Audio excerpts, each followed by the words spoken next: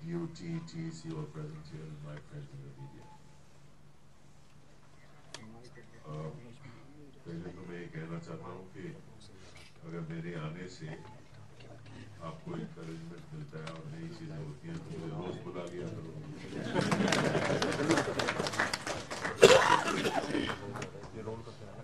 I never thought that I am a source of such encouragement, but that be so, I'm being happy to be here as often as possible.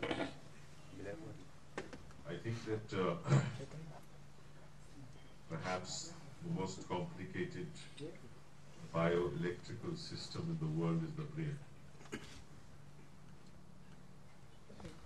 Because it sends all kinds of instructions to the rest of the body. And it is perhaps not just the most complex, but the most efficient system in the world. I think no technology can match it, both in terms of speed and in terms of efficiency. Therefore, that should not be impaired. And the whole purpose of electromagnetic radiation interfering with processes of the brain is at the heart of this enterprise. No human being can afford that process to be become faulty, inadequate, and the result of which would be that we would be inadequate human beings. So I think that the more we consider this, the more we realize that modern technology is moving forward exponentially.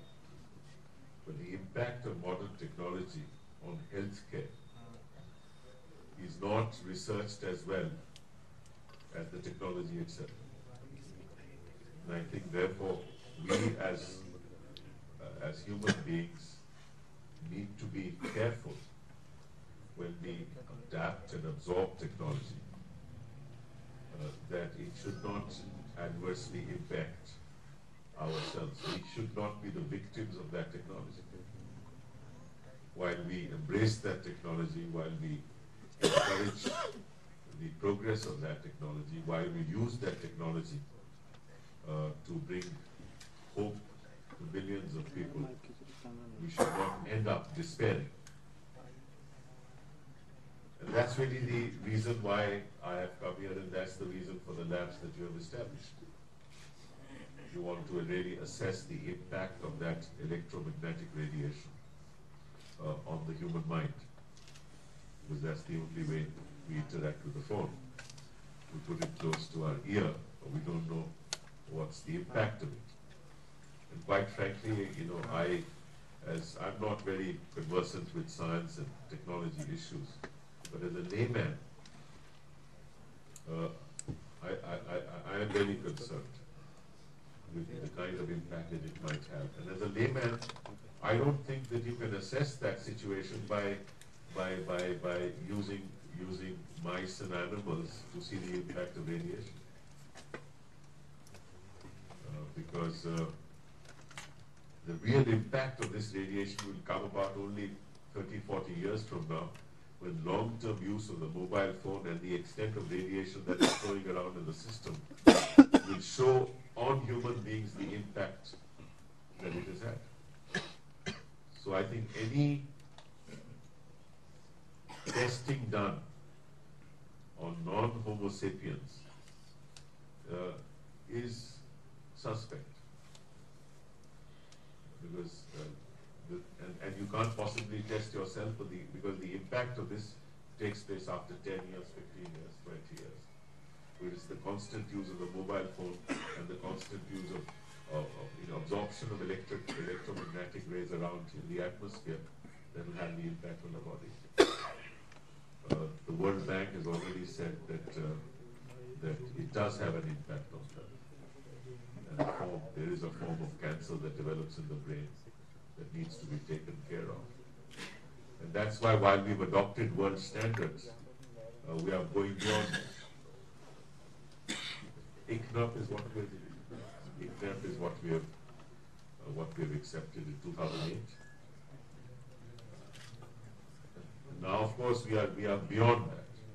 We are beyond that, and of course, there's a huge controversy, and I think that controversy is generated because of the fact that it has an enormous commercial impact on those who are manufacturing these equipments in the context of ICNAP and the standards laid at ICNAP, which we have. And they say, look, if ICNAP has set those standards and Europe is accepting those standards, then why should India go beyond that? The fact of the matter is that if you look, there are many countries, including China and Brazil, that have adopted, and the United States of America, that have adopted standards beyond the 2008 global standard, which we now have adopted. And I believe now that your absorption, the SAR is 1.6 kilowatts per gram of tissue, right? So if that be so, I'm very happy with that, because I think that if it comes to technology and healthcare, for me, healthcare has a priority.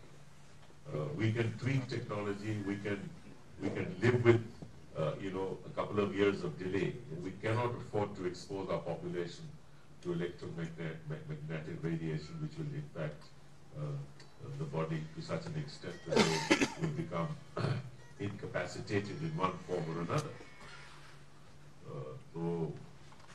But I'm very happy that we have established a world-class lab here. TEC originally was a research plus an engineering organization.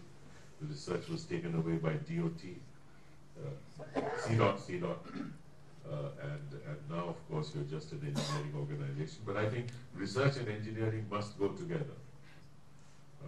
I think if you look at any research organization anywhere in the world, you will find that academics and research go hand in hand.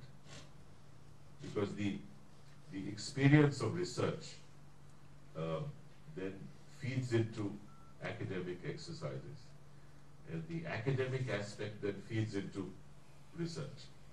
So if you take healthcare anywhere in the world, you will find that academics and hospitals work together, because you get actual experience of the impact on patients. And that in turn feeds into a high quality of academic activity. So I do believe that at some stage there should be an establishment of an ecosystem through which you can benefit from what CDOT does on a daily basis, or at a level of frequency which is useful for TEC. But that's another issue. You're also, I believe, setting up and preparing yourselves to move from IPv4 to IPv6, and soon I hope that will also be established. You should also be, preparing yourselves for the 4G, for testing the equipment for 4G. And I think that now you have a possibility to prepare yourselves for that. I think 4G will be launched in several cities in this country in the years to come. We're going to auction the 700 band, in any case, in 2014. So I think that you have enough lead time to get the equipment ready for the 700 megahertz band, 4G. And then, of course, there will be the 5G. And you shouldn't say Naji to 5G. Because we must move with technology. Technology ultimately is the only answer for public service. We always talk about laws and sending people to jail immediately. The real solutions will come when we are able to deliver services to people at their doorstep, in their homes, without any intervention. Whether it's Aapka Paisa, Aapke Haath, or it's the delivering essential services through our e-governance program. The intervention between the consumer and the state brings about adulteration. And if we take care of that information, the consumer directly deals with the state, and the state directly communicates with the consumer, I think many aspects of ills of today, corruption of today will be dealt with. And therefore our e-governance program is at the heart of dealing with maladministration and corruption. And therefore we must encourage technology in every possible way. Your mobile phone will soon become an instrument of empowerment, not just of communication. And once the mobile phone becomes an instrument of empowerment, you will have financial inclusion through the mobile phone. You will be able to access all your public services through the mobile phone. You should be able to pay your bills on the mobile phone. You should get communications from public institutions and from government, state governments, local bodies, central government on informations and schemes which you can access and benefit from through the mobile phone. So I think that you can get your education through the mobile phone. And once you're able to converge these various technologies, the mobile phone will then be attached to a TV screen so that in fact data will flow exponentially for you to empower yourself. Your health services will be accessible to you on the mobile phone. So I think that there is a revolution taking place in this country. And that is happening as I stand here and talk to you. And at the heart of that revolution are institutions like the TEC. And there are many others, not just in my ministry, but in other ministries as well. And I think people are not fully understanding and appreciating that we are going to fundamentally change in the time to come the way we work, the way we communicate, and the way we function. And that the foundation stone of those fundamentals is being laid by the UPA government, by UPA. We have, I think, not been able to reach out to people and to be able to tell them what actually is happening on the ground. The enormous reform that is taking place on the ground. I mean, you can imagine when I am able to connect 250,000 gram panchayats through fiber optics. You can imagine the flow of information and the speed of the levels of efficiency at which this information will flow to 1.2 billion people in India. It will fundamentally change everything. And if we really look at marrying this technology with GIS, geospatial information systems, you will have everything in 3D in your country. So, a phenomenal, fundamental shift is taking place, the foundations of which are being laid by this government. And I think that we need to make 1.2 billion people aware of what we are doing on the ground quietly, but with passion and with commitment that we want to change India.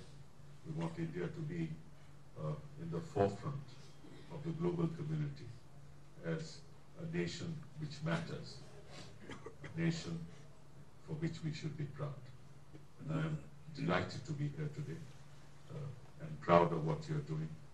And as I said in the beginning, if this pride helps you to do more by calling me again and again, I'd be very happy. Thank you very much.